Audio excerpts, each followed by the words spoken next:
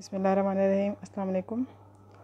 आज हमने केमिस्ट्री के चैप्टर नंबर 7 में डिस्कस करना है सोर्सेज ऑफ ऑर्गेनिक कंपाउंड्स के। जो ऑर्गेनिक कंपाउंड्स हैं उनको हम किन किन सोर्सेज से हासिल कर सकते हैं, नेचुरली कहाँ कहाँ पे जो है ना वो ऑर्गेनिक कंपाउंड्स प्रेजेंट हैं। तो 3 मेन सोर्सेज हैं जिनसे हम ऑर्गेनिक कंपाउंड्स ले सकते हैं। उनमें आती है petroleum, coal and natural gas. ठीक है। और ये जो पेट्रोलियम, कोल और नेचुरल गैस है ये एक्चुअली कहाँ से आ रही होती हैं? ये हमारे पास आती हैं, मेन जो इनकी भी सोर्स है वो है plants and animals. Plants and animals जब डिके इनकी हो जाती है, जब डेथ हो जाती है और ये ज़मीन के अंदर जो है वो दब जाते हैं और ज़मीन इसके ऊपर मिट्टी की लेयर्स आ जाती हैं, तो उसमें भी काफ़ी लंबा अरसा जब गुजर जाता है तो उसके बाद यही प्लांट्स और जो एनिमल्स होते हैं इनके जो डेड रिमेन्स होते हैं, वो डेड रिमेन्स जो हैं जिनको हम क्या बोलते हैं, फॉसिल फ्यूल्स, उनसे फिर जो है ना हमारे पास जो है वो कोल आता है, पेट्रोलियम है और नेचुरल गैस आता है। तो यहाँ से जो शॉर्ट क्वेश्चन बन सकता है, व्हाट आर फॉसिल फ्यूल्स। तो ये आपने बताना है कि फॉसिल फ्यूल्स क्या हैं। These are dead remains of plants and animals. Next आ रहा है कोल। कोल जो है, it is believe that coal जो है ये बनता है from the remains of trees. और ये इनसाइड द अर्थ क्रस्ट जो है ज़मीन के अंदर 500 मिलियन ईयर्स गुज़रने के बाद जो है ये एक जो ट्रीज़ हैं वो कन्वर्ट होते हैं इनटू कोल। और क्यों कन्वर्ट होते हैं? क्योंकि इनसाइड द अर्थ बैक्टीरिया मौजूद होते हैं। उन बैक्टीरिया के एक्शन की वजह से केमिकल रिएक्शन होता है और जिसकी वजह से जो वुड है वो डिफरेंट स्टेजेस से होता हुआ फाइनली कन्वर्ट हो जाता है इनटू कोल। जैसे वुड अगर आप देखें इस टेबल में, वुड सबसे पहले बैक्टीरियल और केमिकल रिएक्शन से कन्वर्ट होती है जिस फॉर्म में, उस फॉर्म को हम बोलते हैं पीट। पीट के ऊपर जब ये वाली कंडीशन आ जाती है तो उस वक़्त हाई टेम्परेचर और प्रेशर कंडीशन रिक्वायर्ड होती हैं। जब ये हाई प्रेशर और टेम्परेचर की कंडीशन मिलती हैं तो यही पीट एक नई फॉर्म में कन्वर्ट हो जाती है जिसको हम बोलते हैं लिग्नाइट। लिग्नाइट हाई प्रेशर के ऊपर कंडीशन के ऊपर ये कन्वर्ट होती है इनटू बिचुमिनस कोल, और बिचुमिनस कोल फर्दर प्रेशर के अंदर जब रहता है तो फिर उसको वो कन्वर्ट हो जाता है फाइनली इनटू एंथ्रासाइट। ये जितनी डिफरेंट स्टेजेस हैं, इन जो वुड है वो पीट में कन्वर्ट हुई, पीट लिग्नाइट में, बिचुमिनस कोल एंड एंथ्रासाइट। तो हर स्टेज पे जाके क्या हो रहा है कि कार्बन की जो कंसनट्रेशन है वो as compared to other elements वो बढ़ती चली जाती है। हाई प्रेशर और हाई टेम्परेचर कंडीशंस जो होती हैं ये फाइनली हमारी जो पीट है इसको कन्वर्ट कर देती हैं एंथ्रासाइट या कोल में। लेकिन पीट में कन्वर्ट होने के लिए जो कंडीशन होती हैं उसमें बैक्टीरिया का प्रेजेंट होना ज़रूरी है, क्योंकि वो बैक्टीरिया जो है वो वुड को कन्वर्ट करेगा इनटू पीट।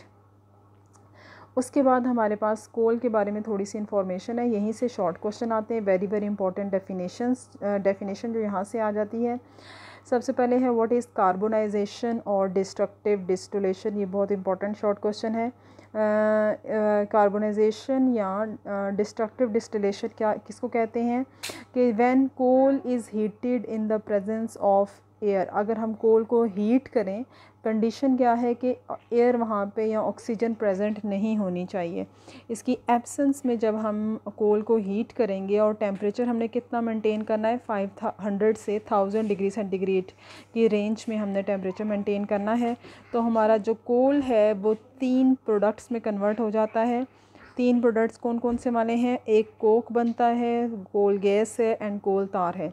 3 प्रोडक्ट्स जो बनते हैं, एक बनेगा सॉलिड फॉर्म में, दूसरा बनेगा लिक्विड फॉर्म में और तीसरा बनेगा गैशियस फॉर्म में। जो सॉलिड फॉर्म में बन रहा है उसको हम क्या नाम दे रहे हैं? उसको हम कोक का नाम दे रहे हैं। जो लिक्विड फॉर्म में बनता है वो कोल तार है, और जो गैशियस फॉर्म में बनता है उसको हम कोल गैस का नाम देते हैं। ये जो कोल तार जो लिक्विड फॉर्म में आ रहा है इसके अंदर ढेर सारे ऑर्गेनिक कंपाउंड्स होते हैं, और जिसको फिर बाद में हम सेपरेट कर लेते हैं एक प्रोसेस से, जिस प्रोसेस को हम क्या नाम देते हैं? Fractional distillation. अब जो डेफिनेशन आती है ना, व्हाट इज़ कार्बोनाइजेशन और डिस्ट्रक्टिव डिस्टिलेशन, इसके आंसर में आपने ये डेफिनेशन लिख देनी है। यहाँ से लेकर आपने व्हेन से लेकर और कार्बोनाइजेशन ये फ्रैक्शनल डिस्टिलेशन तक लिख देनी है। पाकिस्तान में जो कोल के रिसोर्सेज हैं वो 184 बिलियन टन्स हैं, और 80% जो है इस कोल का हम ये लाइम किल में यूज़ करते हैं, भट्टियों में यूज़ करते हैं, और कुछ जो है उसको हम डोमेस्टिक पर्पज़ के लिए भी यूज़ कर रहे हैं।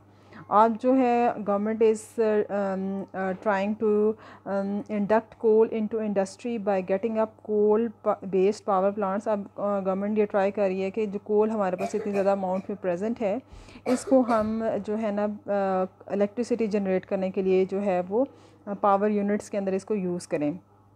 Sindh Coal Authority and Directorates of Mineral Developments of Punjab, Balochistan and NWFP are all keen to expand coal utilization in power generation। तो मेन सबका टारगेट क्या है कि इसको पावर यूटिलाइजेशन में जो है ना या पावर जनरेशन में हम जो इसको यूटिलाइज़ कर लें। फिर आते हैं नेक्स्ट जो सेकंड सोर्स आ रही है नेचुरल गैस। नेचुरल गैस क्या है? ये भी second source of organic compound है और ये जो है हमारे पास कहाँ से आती है? अगेन यही फॉसिल फ्यूल से ही आ रही होती है। What is natural gas? Natural gas it is a mixture of low boiling hydrocarbons. Major portion जो नेचुरल गैस का है वो मीथेन है और इसके अलावा जो है इसके अंदर जो है स्मेली सल्फ़र कंपाउंड्स डाले जाते हैं ताकि जो नेचुरल गैस है उसके अंदर पर्टिकुलर स्मेल जो है वो जनरेट की जा सके। अदरवाइज़ नेचुरल गैस की अपनी कोई स्मेल नहीं होती। और ये बनती किस तरह से? It is formed by decomposition of the organic matter. Pakistan में जो हमारे पास है नेचुरल गैस, उसके जो हैं काफ़ी रिजर्वायर्स हैं और रिसोर्सेज हैं और it is cheaper and it is used for power generation. Power generation mean electricity बनाने में, सीमेंट और फर्टिलाइज़र इंडस्ट्री में यूज़ होती है और इसके अलावा ये डिफरेंट इंडस्ट्रीज़ में और घरों में एज आ फ्यूल भी इसको यूज़ किया जाता है। फिर थर्ड हमारे पास फॉर्म आती है पेट्रोलियम की। पेट्रोलियम क्या है? Mineral oil is called petroleum. Mineral oil किसको बोलते हैं? जो हमारे पास यहाँ से आता है, एक होता है क्रूड ऑयल और एक होता है मिनरल ऑयल। क्रूड ऑयल वो है जो हम ज़मीन से निकालते हैं, जिस फॉर्म में वो निकलेगा वही फॉर्म कहलाती है क्रूड ऑयल। उस क्रूड ऑयल को फिर हम फ्रैक्शनल डिस्टिलेशन जो है उसको करते हैं, उससे हमें एक प्रोडक्ट मिलता है। उस प्रोडक्ट को हम क्या नाम देते हैं? पेट्रोलियम का नाम दे रहे होते हैं। ठीक है, इसके बाद बनता है किस तरह से? It is formed by slow chemical and biochemical decomposition of the remains of organic matters found between the sedimentary rocks. इसमें भी हमारे पास एक slow chemical and biochemical decomposition होती है ऑर्गेनिक मैटर की बिटवीन द रॉक्स। और जब इसको रॉक्स से हम निकालते हैं तो ये लिक्विड ब्लैक कलर का होता है, इसको हम क्या बोलते हैं? क्रूड ऑयल का नाम देते हैं। अब पाकिस्तान के अंदर इस वक्त जो है वो डिफरेंट पेट्रोलियम जो है ना ऑयल रिफाइनरी फैक्ट्रीज़ जो है ना वो काम कर रही हैं। इसमें से एक ऑयल रिफाइनरी फैक्ट्री जो है वो अटक में है और उसका नाम है अटक ऑयल रिफाइनरी और ये मोरगा में रावलपिंडी के अंदर मौजूद है। दूसरी जो है वो हमारे पास बाकी जो टू ऑयल रिफाइनरीज़ जो हैं वो कराची के अंदर प्रेजेंट हैं और एक ऑयल रिफाइनरी जो है वो मुल्तान के करीब है और उसका नाम है पाक अरब ऑयल रिफाइनरी। जो हमारे पास क्रूड पेट्रोलियम है इसको हम फ्रैक्शनल डिस्टिलेशन से डिफरेंट तरह की फ्रैक्शंस में जो है वो हम इसको डिवाइड कर सकते हैं। अब ये जो टेबल दिया हुआ है it is very very important table और इससे जो है फ्रैक्शंस के नाम एक तो आपको पता होने चाहिए, दूसरा उसमें जो कंपोजिशन है स्पेशली कार्बन की, कि कार्बन उसके अंदर कौन से वाला जो है ना कंपाउंड ऑफ कार्बन जो है वो प्रेजेंट होंगे। तो सबसे पहले देखें नेचुरल गैस आती है। नेचुरल गैस जो है इसके अंदर हमारे पास CH4 से लेके C4 यानी कार्बन 1 से लेके कार्बन 4 तक वाले कंपाउंड्स हैं। पेट्रोलियम ईथर में फिर 5 और 6 वाले आ जाते हैं। लिग्रीन और नेफ्थाम में भी इसी तरह से नेक्स्ट कंपाउंड्स आ जाते हैं 5 एंड 7 तक। और ये हमारे पास आ रहे हैं गैसोलीन में 4 to 13 आ रहे हैं। केरोसिन ऑयल में भी नंबर देखें। इसी तरह से गैस ऑयल है, लुब्रिकेटिंग ऑयल है, पैराफिन एंड एस्फॉल, ये सारा आपने वहाँ से करना है। और यूजेस क्या हैं? जो नेचुरल गैस हमें पता है फ्यूल और पेट्रोकेमिकल्स बनाने में यूज़ होती है। Petroleum ether as a solvent use हो रही है। लिग्राइन नेफ्था लिक्विड फॉर्म में तो ये भी सॉल्वेंट के तौर पे यूज़ होती है। गैसोलीन जो है वो फ्यूल के तौर पे यूज़ होती है। गैसोलीन पेट्रोल का ही दूसरा नाम है। केरोसिन ऑयल जो है वो हीटिंग फ्यूल के तौर पे यूज़ होती है। गैस ऑयल डीजल और हीटिंग फ्यूल के तौर पे यूज़ हो रही है। लुब्रिकेटिंग ऑयल और ग्रीसेस भी लुब्रिकेशन के लिए लुब्रिकेशन मीन्स जहाँ पे हमने फ्रिक्शन को कम करना होता है तो फिर हम लुब्रिकेशन वहाँ पे करते हैं, तो टू रिड्यूस फ्रिक्शन हम इसको यूज़ करेंगे। पैराफिन जो है ये वैक्सी प्रोडक्ट्स बनाने में यूज़ होती है। एस्फॉल्ट या पेट्रोलियम कोक जो है ये चूँकि सॉलिड होती है तो ये रूफिंग वगैरह के लिए, पेविंग के लिए और फ्यूल रिड्यूसिंग एजेंट वगैरह में हम इसको जो है वो यूज़ करते हैं। फिर हमारे पास नेक्स्ट आता है topic, very very important topic, और ये हम आपका लॉन्ग क्वेश्चन है, important very important long question. इसको आपने मस्ट प्रिपेयर करना है। इस चैप्टर से जब लॉन्ग क्वेश्चन बनता है तो पॉसिबिलिटी ये है कि क्रैकिंग वहाँ से लॉन्ग क्वेश्चन आ जाए। इंतहाई आसान क्वेश्चन है और इसको ज़रूर प्रिपेयर करना है। फ्रैक्शनल डिस्टिलेशन ऑफ पेट्रोलियम जो है उससे हमारे पास जो गैसोलीन या पेट्रोल आता है वो सिर्फ कितना आता है 20%। अब ये इतनी थोड़ी क्वांटिटी है कि हमारी आजकल जो पेट्रोल की डिमांड है ये इसको पूरा नहीं कर सकता। तो उस डिमांड को पूरा करने के लिए हम क्या करते हैं, हम केरोसिन ऑयल और गैस ऑयल को गैसोलीन में कन्वर्ट करते हैं।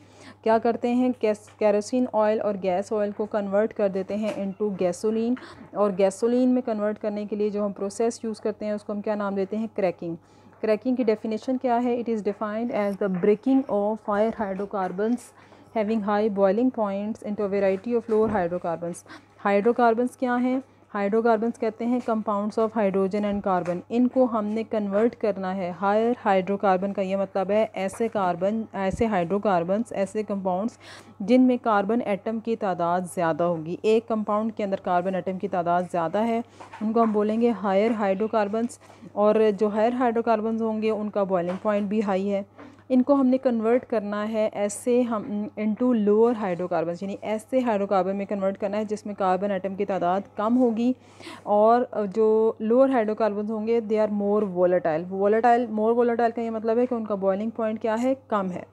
For example a higher hydrocarbon C16H32 splits according to the following reactions। C16H34 जो है ये इस रिएक्शन के थ्रू जो है वो कन्वर्ट होगा इनटू C7H16 और CH2 double bond CH2 plus third compound जो बनेगा CH3 single bond CH double bond CH2।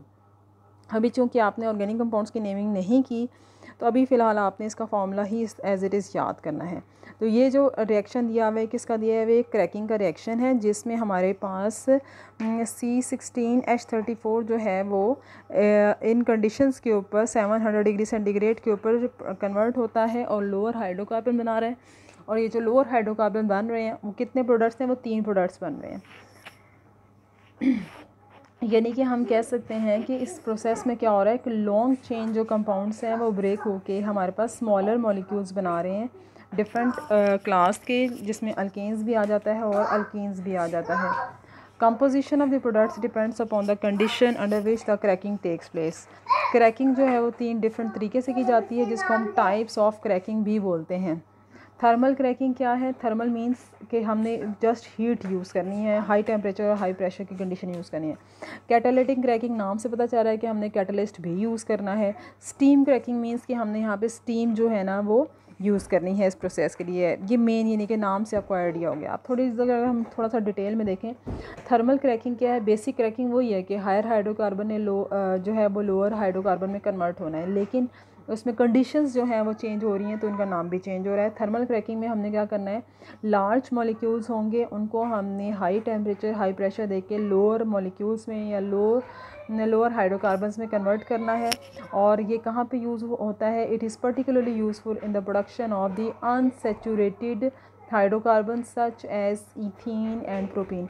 हमने इनसे ऐसे कंपाउंड्स बनाने हैं जो अनसैचुरेटेड होते हैं, मतलब उनके अंदर डबल बॉन्ड होगा, तो उसमें हमारे पास इथीन और प्रोपीन जो है वो आ जाता है। फिर आता है हमारे पास कैटालिटिक क्रैकिंग। इसको भी हमने हीटिंग करके वही हायर हाइड्रोकार्बन को लोअर हाइड्रोकार्बन में कन्वर्ट करना है, लेकिन हमने टेम्परेचर थोड़ा कम कर देना है, 500 डिग्री सेंटीग्रेड तक ले आना है। यानी कि नॉर्मली हमने अगर देखा था तो 700 डिग्री सेंटीग्रेड या इससे भी ज़्यादा टेम्परेचर रखते हैं। कम करके टेम्परेचर 500 डिग्री सेंटीग्रेड पे आएगा। प्रेशर भी थोड़ा कम करके हमने कितना ले आना है, 2 एटमॉस्फेयर तक, लेकिन साथ में हमने कैटलिस्ट यूज़ करना है। जो हमने कैटलिस्ट यूज़ करना है वो यहाँ पे मिक्सचर है किसका, सिलिका एंड एलुमिना का, SiO2 सिलिका एंड एलुमिना क्या है, Al2O3। कैटालिटिक क्रैकिंग जो है उससे गैसोलीन बनेगी और उसका ऑक्टेन नंबर क्या होगा, हाई। क्या एक बात याद रखनी है आपने कि गैसोलीन या पेट्रोल जिसका ऑक्टेन नंबर हाई होता है उसकी क्वालिटी उतनी ही अच्छी होती है। जो ऑक्टेन नंबर है ना उसकी वैल्यू होती है 0 से लेकर 100 तक। जितनी ही वैल्यू 100 के करीब जाती जाएगी हम कहेंगे क्वालिटी ऑफ गैसोलीन या क्वालिटी ऑफ पेट्रोल उतनी ज़्यादा इम्प्रूव हो गई है। इस वजह से हम कैटालिटिक क्रैकिंग को यूज़ करते हैं for obtaining better quality gasoline. Steam cracking में क्या होता है, हमने हायर हाइड्रोकार्बन्स को पहले वेपर फॉर्म में कन्वर्ट करना है, पहले उनके वेपर्स बनाने हैं, उसके बाद हमने उन वेपर्स को किसके साथ मिक्स करना है, स्टीम के साथ। शॉर्ट ड्यूरेशन के लिए हमने इसको हीट करना है 900 डिग्री सेंटीग्रेड के ऊपर, और फिर हमने इसको फ़ौरन ही क्या कर देना है, कूल डाउन कर देना है। Cool down rapidly means cool down हमने करना है तेज़ी के साथ फ़ौरन। This process is suitable for obtaining lower unsaturated hydrocarbon. इससे हम लोअर अनसेचुरेटेड हाइड्रोकार्बन जो हैं वो बना सकते हैं। अच्छा, लास्ट में गाज़ आ रहा है पेट्रोकेमिकल्स हम बनाते हैं। क्रैकिंग का एक और फ़ायदा ये है, एक फ़ायदा तो हमने पहले पढ़ लिया कि जी हमने गैसोलीन जो है वो बनाना है। दूसरा फ़ायदा ये है कि हमने पेट्रोकेमिकल्स हमें इससे मिलते हैं। पेट्रोकेमिकल्स क्या होते हैं, ये यूज़फुल बाय प्रोडक्ट्स होते हैं। जो यूज़फुल बाय प्रोडक्ट्स हमें मिलेंगे उनको हम क्या नाम देते हैं, पेट्रोकेमिकल्स का। और कौन कौन से वो बाय प्रोडक्ट्स हैं, उनमें ईथीन है, प्रोपीन है, ब्यूटीन है एंड बेंजीन है। ये अभी तक आपने नाम ही याद रखने हैं कंपाउंड्स के, ethene, propene, butene and benzene. और they are used for manufacturing drugs, plastic, detergent, synthetic fibres, fertilisers, weed killers and important chemicals like ethanol, phenol and acetone. इससे हम जो है वो फिर डिफरेंट तरह के प्रोडक्ट्स बनाते हैं। कौन कौन से प्रोडक्ट्स बनाएंगे, प्लास्टिक्स बनाएंगे, डिटर्जेंट बनाते हैं, फर्टिलाइज़र बनाएंगे, फ़ाइबर बनाते हैं, वीड किलर्स बनाएंगे, यानी कि जो दवाइयाँ जिससे हम वीड्स वगैरह जो है ना वो उनको ख़त्म कर सकें, झाड़ियाँ जो होती हैं या अनवांटेड प्लांट्स होते हैं उनको हम ख़त्म करने के लिए यूज़ करते हैं। और केमिकल्स भी बना सकते हैं। कौन कौन से केमिकल्स हैं, एथेनॉल बनाएंगे, फिनोल बना सकते हैं, एसीटोन वगैरह बना सकते हैं। ठीक हो गया। फिर हमारे पास ये आपका क्रैकिंग का टॉपिक यहाँ पे कंप्लीट हो गया है। अब हमारा जो नेक्स्ट टॉपिक आ रहा है रिफॉर्मिंग, इसमें आएगा नॉकिंग के अलावा इसमें आएगा ऑक्टेन नंबर। ये 2-3 टर्मिनोलॉजीज़ ऐसी हैं, they are very very very important from exam point of view. ये शॉर्ट क्वेश्चन में आ जाती हैं। What is reforming, what is knocking, what is octane number. ठीक है, तो इस तरह से आपने एज इट इज़ इसको प्रिपेयर कर लेना है। सबसे पहले देखें, जो गैसोलीन फ्रैक्शन है पेट्रोलियम में वो आपको पता है कि इतनी अच्छी क्वालिटी की नहीं होती। जब ये हमारे अगर हम उसी लो क्वालिटी का जो गैसोलीन है अगर हम यूज़ कर लेते हैं अपनी गाड़ियों में, अपने इंजन वगैरह चलाने के लिए गाड़ियों के, तो क्या होता है कि कंबशन जैसे ही हम उसको स्टार्ट करते हैं तो साथ ही जो है वो एक नॉकिंग की साउंड आती है। और ये जो शार्प मेटालिक साउंड आती है इंजन में से, उसको हम क्या नाम देते हैं, नॉकिंग का नाम देते हैं। और इसकी वजह से क्या होता है, इस नॉकिंग की वजह से जो एफिशिएंसी है इंजन की वो आहिस्ता आहिस्ता कम होना शुरू हो जाती है। तो what is knocking, it is a sharp metallic sound which is produced in the engine due to low quality of gasoline. तो quality of fuel is indicated by octane number. Very important point कि octane number से हम क्या करते हैं, अपने fuel की जो है ना क्वालिटी वो मेंशन करते हैं। जैसे जैसे ऑक्टेन नंबर इंक्रीज़ होगा इट मीन्स से क्वालिटी इंक्रीज़ होगी, और जब क्वालिटी इंक्रीज़ होती है तो फिर नॉकिंग के चांसेस जो हैं वो कम होना शुरू हो जाते हैं। अच्छा, अब क्या होता है कि जो स्ट्रेट चेन हाइड्रोकार्बन्स होते हैं उनका ऑक्टेन नंबर क्या होता है, लो होता है। लो का मतलब है उनकी क्वालिटी भी क्या होगी, लो होगी। तो वो क्या बनाएंगे, वो पुअर फ्यूल्स बनाते हैं।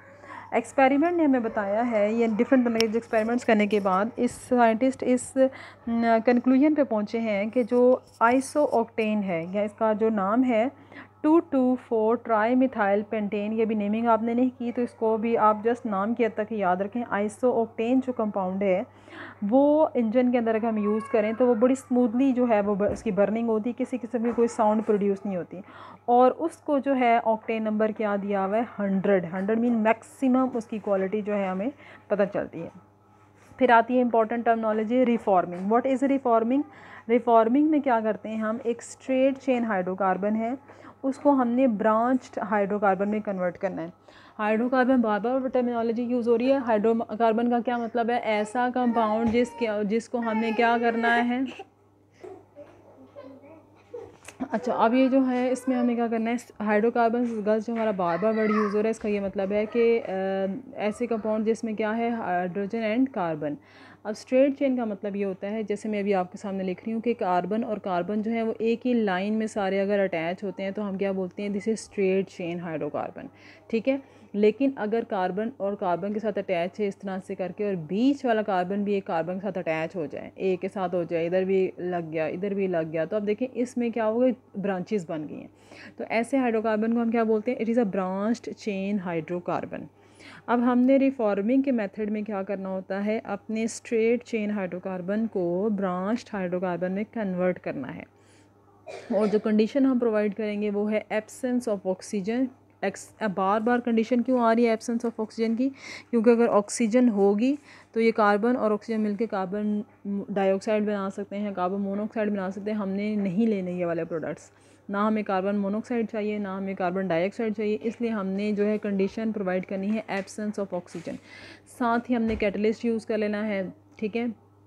तो ये मेथड जिसमें हम स्ट्रेट चेन हाइड्रोकार्बन को ब्रांच्ड हाइड्रोकार्बन में कन्वर्ट करते हैं, उसको हम क्या नाम देते हैं, रिफॉर्मिंग का। इसमें आपने यही वाली एग्जांपल करनी है। देखिए एन ऑक्टेन लिखा हुआ है, इसका मतलब है एन का मतलब है कि स्ट्रेट चेन वाला कंपाउंड है, नॉर्मल कंपाउंड, स्ट्रेट चेन में सारे कार्बन अटैच हैं। ऑक्टेन मीन कितने कार्बन है, टोटल 8 कैसे बनते हैं गर्ल्स, 6 तो ये ब्रैकेट में लिखे हुए हैं। लेफ्ट साइड पे एक कार्बन आ गया 7, राइट साइड पे भी कार्बन आ गया तो 8 कार्बन हो गए, ठीक है। ऑक्टेन नंबर जो है फ्यूल का, एक तो हम रिफॉर्मिंग से इम्प्रूव कर रहे हैं कि हम स्ट्रेट चेन हाइड्रोकार्बन को कन्वर्ट कर रहे हैं ब्रांच्ड में, और आइसो ऑक्टेन बना रहे हैं जिसका ऑक्टेन नंबर जो है वो 100 है। ऑक्टेन नंबर जो है उसको इम्प्रूव करने का एक तरीका ये भी होता है कि हम जो है अपने फ्यूल के अंदर जो है वो कुछ कंपाउंड्स डाल दें जो उसकी ऑक्टेन नंबर को इम्प्रूव कर दें। कौन से compound, tetra ethyl lead, TEL डाला जाता है। टेट्रा इथाइल लेड जो है वो भी हम डालते हैं, और ये एफिशिएंट एंटी नॉकिंग एजेंट है। एफिशिएंट मीन कि अभी तक जितने भी हमने डाले ना एडिटिव, और ताकि हम अपनी फ्यूल की जो है ऑक्टेन नंबर इम्प्रूव करें, उनमें हमें सबसे जो अच्छा इस वक्त है नज़र आया है वो कौन से वाला है, ये टेट्रा इथाइल लेड है। लेकिन इसका एक सीरियस डिसएडवांटेज है, और वो डिसएडवांटेज क्या है कि जब कंबशन रिएक्शन होता है, और ये कंबशन रिएक्शन कब होगा, जब फ्यूल जो है वो इंजन में जलेगा, ठीक है। तो कंबशन रिएक्शन के नतीजे में जो टेट्रा इथाइल लेड के अंदर लेड है वो कंबशन में, और जब होता है ना कंबशन में आपको पता है ऑक्सीजन इन्वॉल्व होती है, तो ये लेड ऑक्सीजन के साथ मिलके क्या बनाता है, लेड ऑक्साइड। और जो लेड ऑक्साइड है वो फिर जब रिडक्शन होती है तो वो कन्वर्ट हो जाएगा मेटालिक लेड में, और ये मेटालिक लेड एयर में चला जाता है, और एयर में जाएगा तो फिर एयर पोल्यूशन जो है वो उसका बाइस बन जाता है। इसलिए ये नहीं कि पोल्यूशन के पॉइंट ऑफ व्यू से ये हमारे लिए इतना हेल्पफुल नहीं है, लेकिन एडिटिव के तौर पे ये अच्छा है, लेकिन हमारा ड्रॉबैक है, डिसएडवांटेज है, तो इसको हम फिर इतना ज़्यादा प्रेफर नहीं करते। अच्छा, अब ये हमारा आज का टॉपिक कंप्लीट हो गया। आपने आज के टॉपिक में एक तो यहाँ से जो स्टार्ट जिस तरह से मैंने किया था, आपने ये सोर्सेज का भी long question as a long question ही आपने इसको प्रिपेयर करना है। एक तो आपने ये टेबल बहुत अच्छे तरीके से कर लेना है ये वाला, फिर आपने शॉर्ट क्वेश्चन करना है फॉसिल फ्यूल, फिर आपने ये टेबल कि वुड पहले पीट में कन्वर्ट हुआ, फिर लेकिन आइट बिचुमिनस कोल और एंथ्रासाइट पारा में कन्वर्ट हुआ। उसके बाद इंपॉर्टेंट डेफिनेशन आती है कार्बनाइजेशन की, डिस्ट्रक्टिव डिस्टिलेशन की, डेफिनेशन आपने कर लेनी है। उसके बाद हमारे पास यहाँ पे व्हाट इज़ नेचुरल गैस की डेफिनेशन कर लेनी है। इसके बाद ये टेबल बहुत इंपॉर्टेंट है, इस टेबल में जितनी फ्रैक्शंस हैं इन सब के नाम और उनकी कंपोजिशन जो है ना आपने वो याद कर लेनी है।